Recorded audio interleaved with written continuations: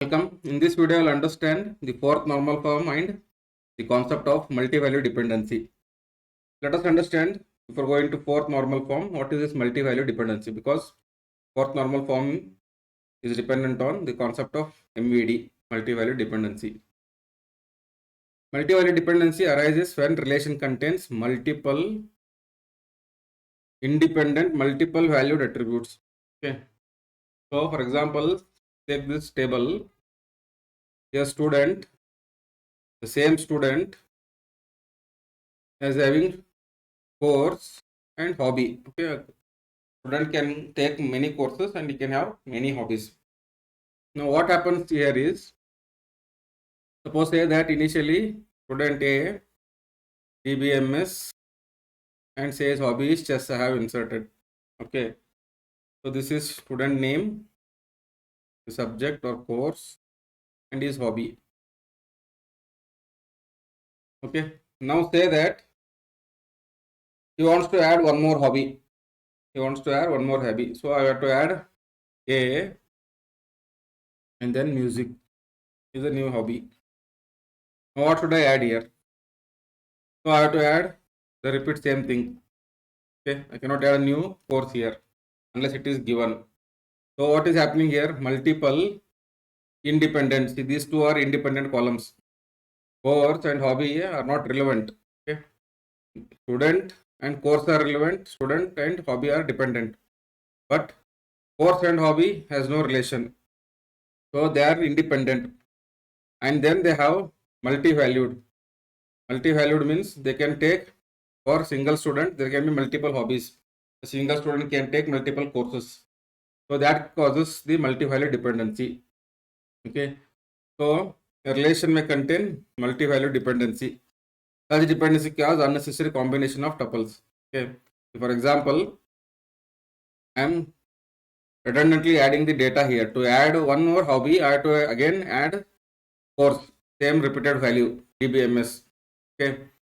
So that's the problem. If I want to add now new subject here, then I have to repeat all these hobbies. So that is unnecessarily creating a lot of data. Now this such kind of dependency we call it as multivalued dependency. Multivalued dependency is represented by double-headed arrow like this. Okay, X is multivalued dependency. Okay, on Y. So that means X. For example, student here is determining the multivalued course. That is the meaning. Okay. So simple functional dependency means what? If I write X determines Y, that means what? X is uniquely determining Y, unique. Right? That is the meaning. But here X is determining multi-valued attribute Y. That is the meaning. Okay. So these are not allowed in 4NF. So what is the problem? If you allow them, so first thing is redundancy, already know. They also cause update, insertion and deletion anomalies. Suppose say that same table here, student, course and hobby are the attributes. Now course and hobby are multivalued independent attributes. Now student and then course, there is a multivalued dependency between student and course, and then student and hobby, that is multivalued. This is multivalued. Now, so every course and hobby combination is stored repeatedly, that is redundancy. Now say that changing a hobby or a course, if I change say some hobby or update some data in the any of these columns, then what will happen? I have to update all, right? Wherever, so for example, if I want to change this from DBMS to say only DB, then everywhere I have to change it. So that is update anomaly. You have seen the same thing in 2NF. Then insertion anomaly. A new hobby for a student requires multiple tuple insertion. So for example, I want to add a new hobby, say cricket. So what should I do now? I have to repeat DBMS, OS and OS for adding cricket, right? So that's the problem with insertion anomaly. So now how will you overcome that? So for that, you have to try to achieve the fourth normal form. The fourth normal form says a relation R is in 4NF if it is already in BCNF. See, the key idea is same. Any normalization techniques you take, 2NF, 3NF, 4NF, okay, always we go for decomposition, right, in BCNF also. So you reduce this table, try to make this student or try to find the candidate keys such that in separate tables, such that the data is not redundant. So what it says, first it should be in BCNF, that is the left hand side or of the every functional dependency should be a key, super key. For non-trivial multivalued dependency, X is a super key. See this, in a multivalued dependency, the X should be a super key. Same like BCNF. Only thing is we have multivalued dependency here. So that is the 4NF. Now, how will you decompose if it is not in 4NF? Identify all multivalued dependencies in the relation and find the candidate keys. The candidate keys, finding the candidate keys is very easy here, because all multivalued means what?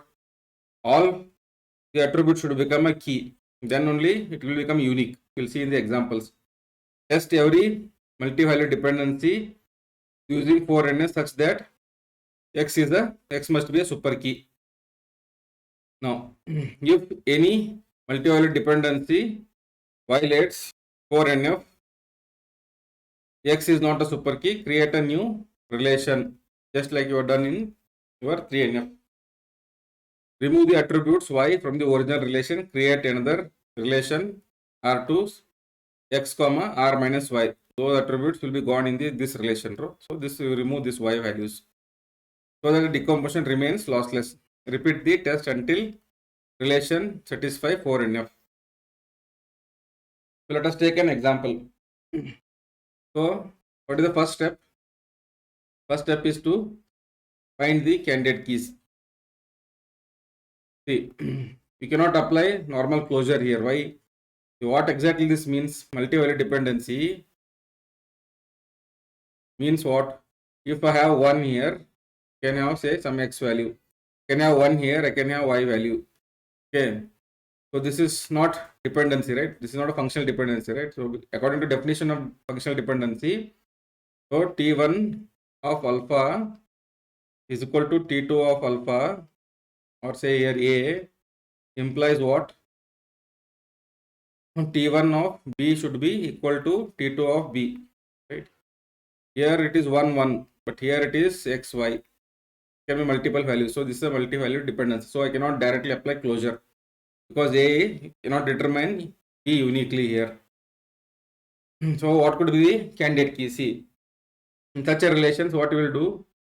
A, okay, B and C, because A determines multivalued B and A determines multivalued C. So A, B, C should together act as a key. Then only it will be unique in my table, right? So for example, I have 1, 1, say X, Y. Here I can have A, sorry, let us say A, B. So all should be unique, then only it will be key. If I say, okay, make only AB as key, what will happen in multivalued? So I'll have 1X, 1Y, then here I'll have say C1, C1, right? So then again it becomes, this cannot determine C. AB cannot be key now, because AB cannot determine C, because there are of this dependency rule.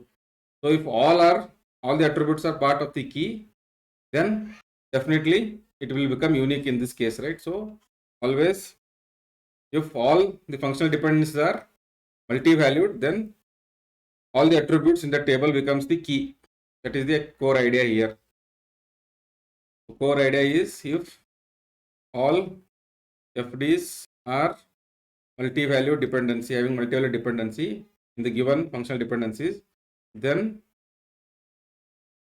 all attributes of relation R will form a candidate key. This is a concept.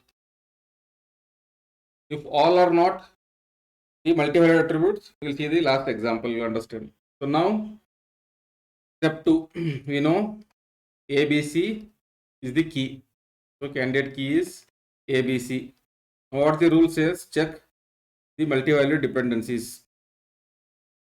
So the A should be super key. A is not a super key because ABC is the candidate key. This violates the rule. Then A, C.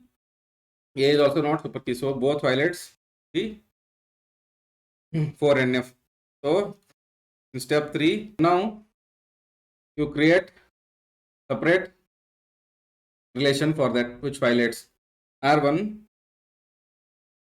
A B, R2 A C. Okay. So now there are no more attributes remaining, so I can stop here. Okay. Step 4, I can stop here. Now both together will act as the keys now. Okay, because it's a multi-valued. We can take multiple values for same A. So together can be key. Now if you go to our previous example, here if I say student and course, the student course hobby is there. So making student course and then student hobby. So I can put A DBMS, A DBMS, right? So I cannot put now A DBMS. So this repetition is not allowed. So your redundancy is removed, right? So A OS only one tuple. Similarly here A chess, A music. Understood? So you are removing the redundancy. Now both the tables are acting independently. So all these problems will be removed. Next. Same question, but only 4 attributes are there. So what is the candidate key? Finding the candidate key is very important here. That's it. So candidate key. So A, B and C are multivalued. So A, B, C will be there. And then for this to be candidate key, D should also be added because D is not covered by any of the multivalued functional dependency here. So A, B, C, D is the entire key. In the step 2, we verify which one violates. So A, B and A, C. This is not a super key. Hence, both violate 4NF. Now you create the separate table. So one for AB, then another for AC.